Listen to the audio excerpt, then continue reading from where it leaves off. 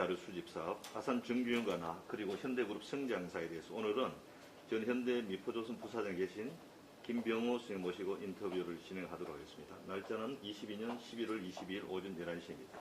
고맙습니다.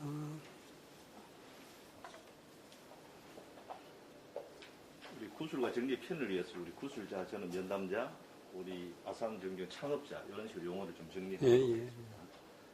먼저 우리 구술자의 개인 생애에 대해서 여쭤보도록 하겠습니다. 예. 생년월일과 고향에 대해서 구체적으로 좀 말씀해 주십시오. 저는 1950년 8월 달에 충남 홍성에서 태어났습니다. 예. 요 홍성 그럼 대대로 이제 조상들이 있던 곳인가요? 그렇죠. 예. 그 혹시 홍성 뭐 이게 면 단위까지 좀 말할 수 있습니까? 예, 홍성군 홍성읍 예. 대교리. 제교리에. 대교리. 아, 대교리. 예. 예. 혹시 우리 그러면 구술자의 가족 관계, 자식들 말고 형제, 남매는 어떻게 됩니까? 아버지 어머님하고 제가 오남일녀의 장남으로 태어났습니다. 어머니 장남이. 예. 아, 사남일녀. 미안합니다. 예. 합쳐서 오남매였었으니까. 예. 그래서 어릴 때 좀 가정 형편은 좀 어떤 편이었어요? 뭐 그렇게 어렵거나 그렇다고 썩 잘 살지도 한 중농 정도, 농촌이니까 네. 중농 정도 되었었습니다. 저 어릴 때 먹고 사는 데는 조금 뭐 어려움은 없었다 그런 거죠. 예, 먹고 사는 데는 어려움은 없었죠. 예. 그 시절 대부분 너무 먹고 사는 힘든 뭐 시절이라 수레를 많이 하셔가지고. 예. 그렇다고 뭐 학창 시절은 어떻게 초중고 뭐. 초중고는 고향에서 다녔습니다. 그럼 이제 대학은 이제 서울로 올라왔습니다. 예. 혹시 그 학창 시절 중에서 기억에 남는 일 한 가지 특별히 강하게 남아 있는 기억이 있다고요?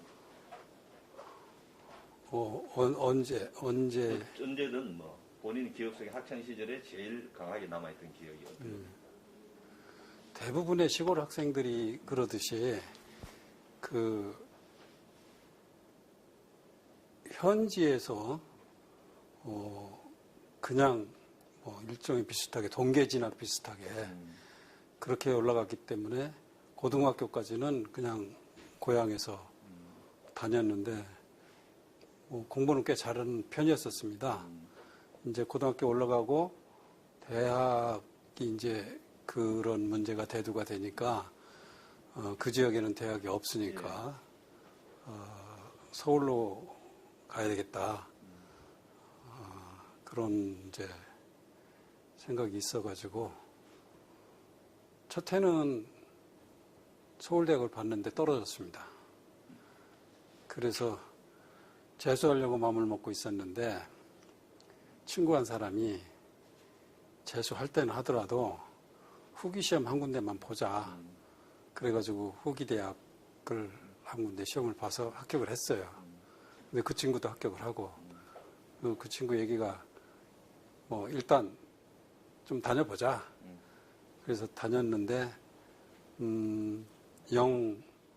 제 거기에 기대치라고 그럴까 만족도랄까 이게 아니었어요. 그래서 한 학기 마치고서 휴학을 했습니다. 그리고 휴학을 하고 시골에 내려와서 혼자 이제 공부를 하고 있었는데 추석 때 또 서울에서 저 학원 다니면서 재수하는 친구가 내려와가지고 내년에 학교를 어떻게 하려고 그러냐고. 그래서 뭐 당연히 후기 휴학하고 내려왔으니까 내년에 서울대하고 시험을 본다고 그러니까 서울대하고 웃기지 마라. 지금 서울에서는 인류 입시 학원에 학생들이 불을 켜고 공부하는데 시골에서 우물안 개구리 해가면서 서울대학 꿈도 꾸지 마라 그러더라고요. 그때 정신이 번쩍 들었어요. 그래서 바로 짐 싸들고 서울에 올라와서 학원을 다니려고 했는데 이미 2학기 학원들이 인류 학원들은 다 마감이 됐더라고요. 그래서 할 수 없이 이제 뭐 그때 처음 생긴 신생학원이 있었는데 거기를 다녔어요. 거기를 다니면서 준비를 하고 있었는데 뭐 중간에 갑자기 서울대학교가 입시 과목을 전 과목으로 확대를 했어요. 그 전까지는 국영수하고 사회에서 한 과목, 과학에서 한 과목 이렇게 5과목 하고 있었는데 전 과목으로 확대를 하는 바람에 이거 뭐 그냥 눈앞이 깜깜하더라고요.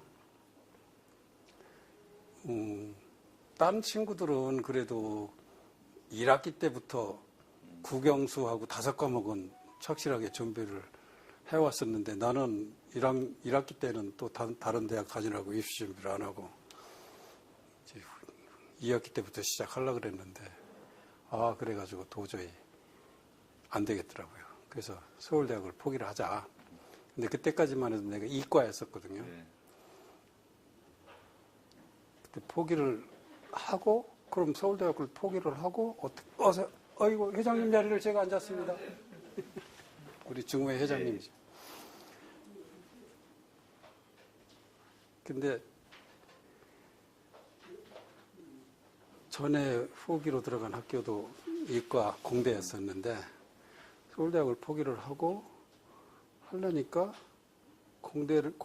이과 계통을 다시 가려니까 전에 다녔던 학교가 그래도 차선책이었었는데 거기를 다시 가자니까 1년을 허비한 꼴이 돼가지고 그러면 이과 포기하고 문과 계통으로 돌려보자 그래가지고 생각을 한 게 이제 뭐 법과 계통 아니면 상경계 아니면 그야말로 인문계 문과 계통 그렇게 생각하다가 법과 계통은 가면은 또 고시를 해야 되고 그래서 뭐 이지고행 하는 식으로 상경계를 갔죠.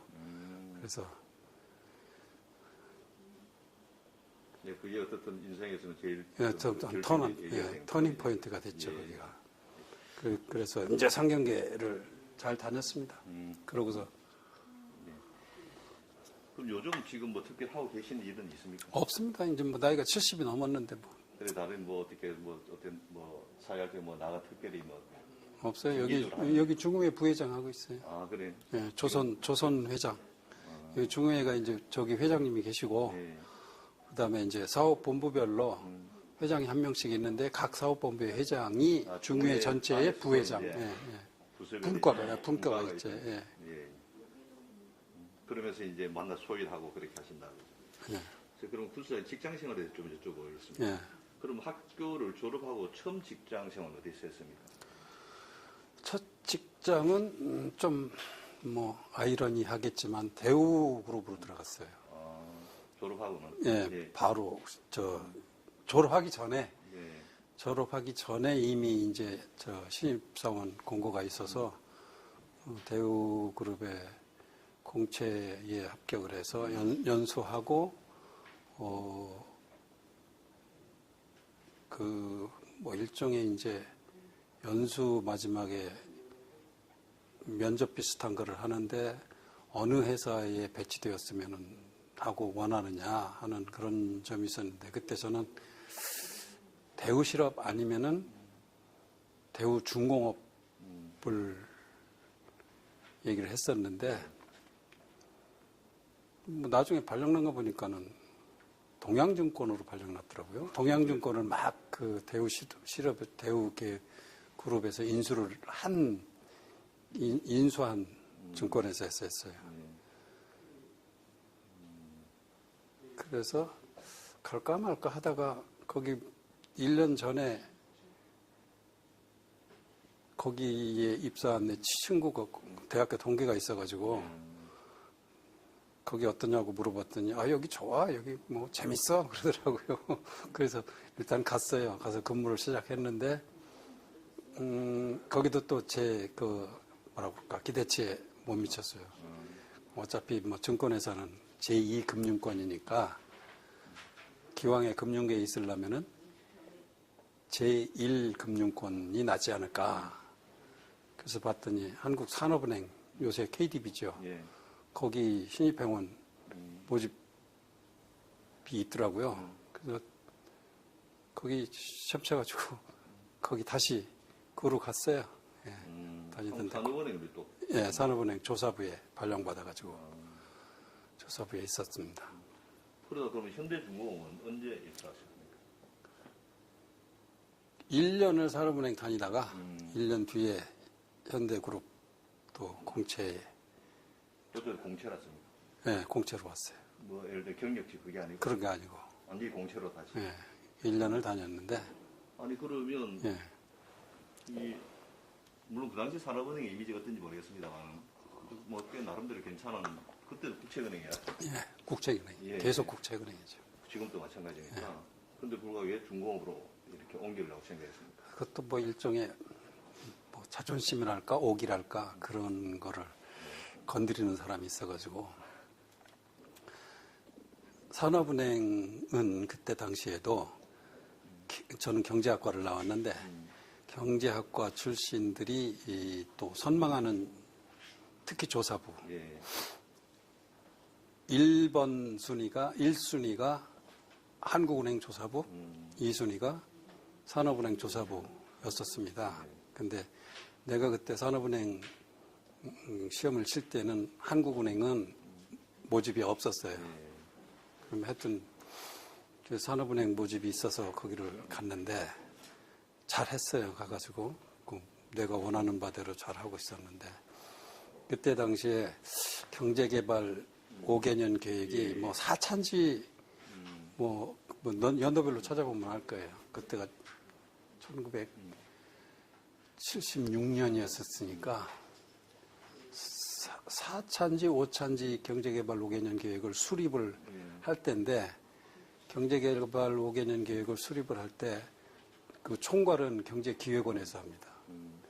그리고 금융 분야는 한국은행에서 초안을 작성하고 산업 분야는 산업은행에서 작성을 하고 그럴 때 이제 거기에 그 경제개발 5개년 계획 수립에 말단으로 참여를 하고 있었어요. 근데 이제 하루는 신문을 보니까 현대그룹에서 현대특히 현대건설이지 주베일 항 수주기사가 났어요. 예. 10억 불짜리 공사를 현대가 사우디에서 수주를 했다고. 그래가지고 지나가는 말로 야 현대 대단하다. 야 그때 10억 불이면 말도 못하는 뭐 금액으로 보면은 뭐 섬유 수출해가지고 뭐 겨우 뭐 몇백만 불, 몇천만 불 할 때 1억 불도 아니고 10억 불짜리를 수주를 했. 나라가 떠들썩 할 때 아닙니까? 그걸 보고 야 현대 정말 현대 대단하다. 아 나도 이런 회사 가고 싶다 이렇게 지나가는 말로 했더니 내 뒤에 있는 상급자가 어이 김병호 네가 현대 갈 실력 있었으면 여기 산업은행 왔겠냐? 그러더라고요. 그래서 내가 아무 소리도 안 하고 그냥 참고 바로 이 현대그룹 공채 그 광고가 났길래 가서 시험 보고 입사 지원해서 시험 보고 합격해서 현대그룹에 조인했습니다. 아 그러면 이제 경력단을 공채로 이제 완전히 들어갔다는 거죠. 네. 그때 뭐 공채는 어떤 뭐 형식? 그룹 공채였어요. 그룹 그룹 공채인데 시험 과목 시험 과목은 우리가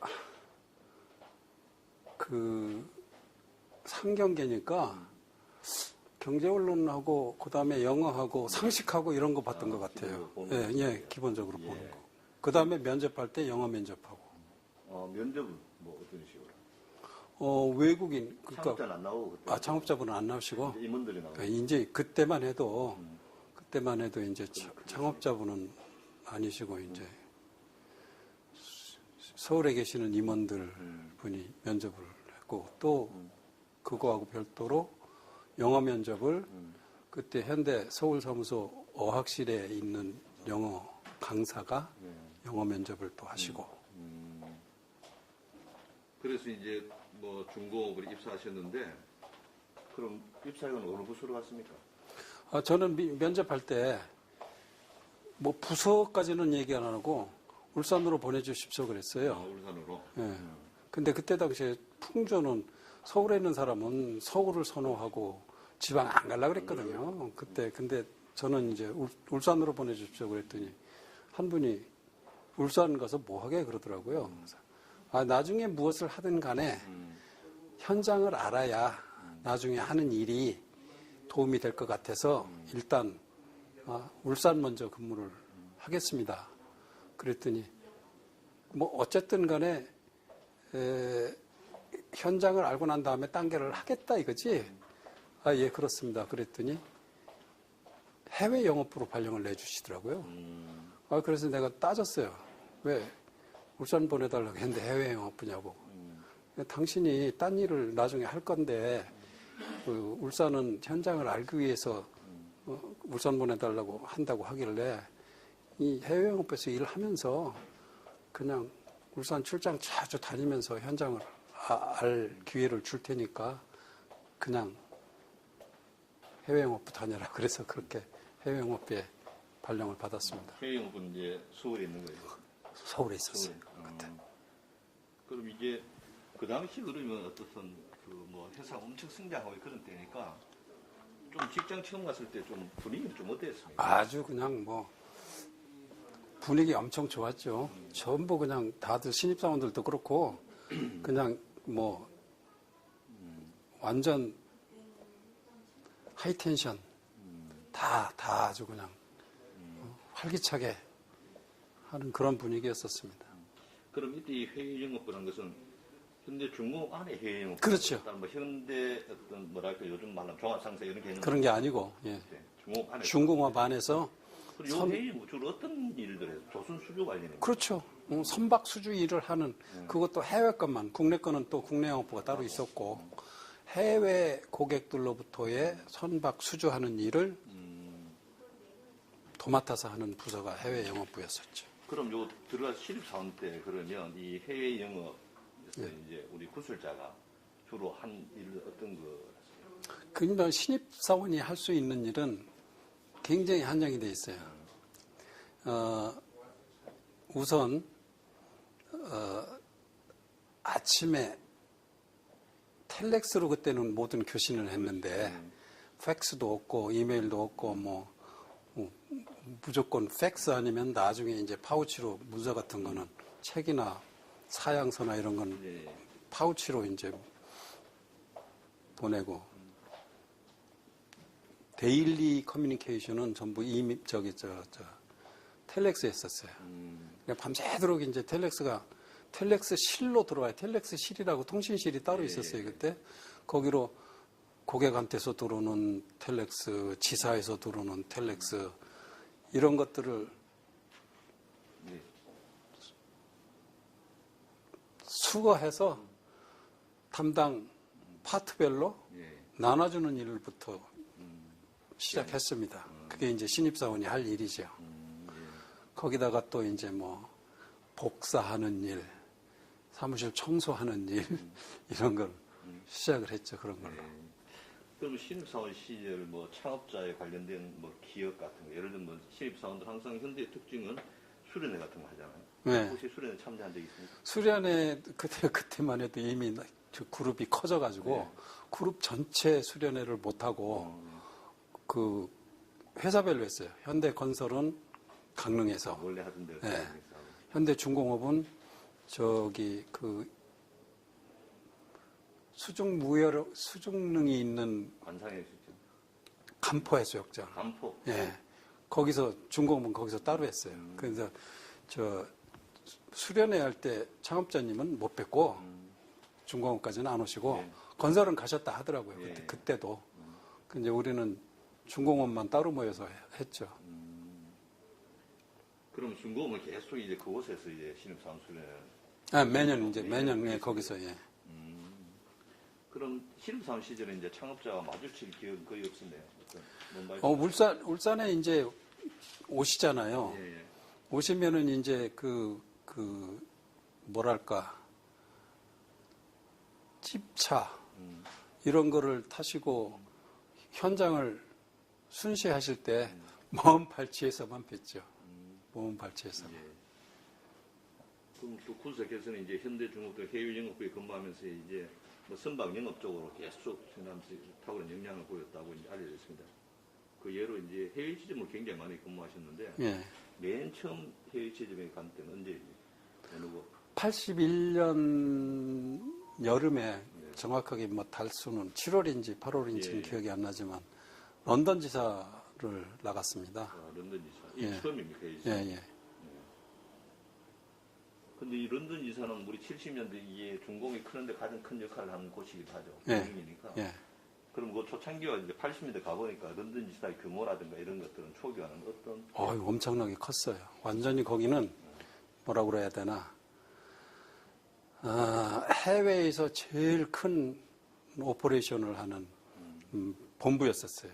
거기 뭐 중공업뿐만이 아니고 예, 예. 건설, 중공업, 미포, 뭐 자동차 다 거기에 모여 있었어요. 그래가지고 전에 이제 저희 선배들은 뭐 브롬튼 로드에서 이제 근무를 하셨다고 그러는데 저희가 갔을 때는 브롬튼 로드에서 규모가 너무 커져가지고 해머스미스 중심부에 세인트 마틴 사우스라는 그 지역에서는 제일 고층 빌딩. 그게 런던에서 외곽 지역이에요, 그게? 약간 외곽이에요. 약간 외곽. 예. 예. 센트럴은 아니고 약간 떨어져 있는 거기에서 큰 건물, 시티뱅크 건물이었었는데 그게 두 층을 11층하고 12층을 임대해서 쓰는 굉장히 중요한 그 거점이었죠. 그 당시 근무 인원들은 얼마나 됐어요? 국내에서 가는 분들이? 국내에서 파견된 대충 몰라 한 100명 가까이 됐을걸요? 국내 파견된 인원. 예, 예. 각 사 합쳐서 중공업만도 뭐 한 15명 정도? 현대건설하고 현대중공업이 제일 컸는데 그 중에서도 거기에 거점은 중공업에서 맡아가지고 했어요. 건물 관리도 중공업에서 하고 숙소 관리도 중공업에서 하고. 그럼 그 다음에는 어느 지사로 또 발령받았어요? 그 다음엔 들어와가지고 울산에 그때 이제 울산으로 들었어요. 예. 전에는 서울 근무하다가 런던을 나갔는데 제가 런던 근무할 때 아무래도 영업부는 현장하고 가까이 있는 게 좋다 해서 그 창업자님이 다 울산으로 가. 그래가지고 다 울산으로 왔어요. 뭐 조선영업뿐만 아니고 뭐 플란트 영업도 그때 내려오고 해양영업도 내려오고 다 영업부서가 다 울산으로 있었어요. 제가 이제 귀국할 때. 그래서 울산 가가지고 근무하다가 89년 말쯤에 홍콩 지사를 갔습니다. 그럼 홍콩은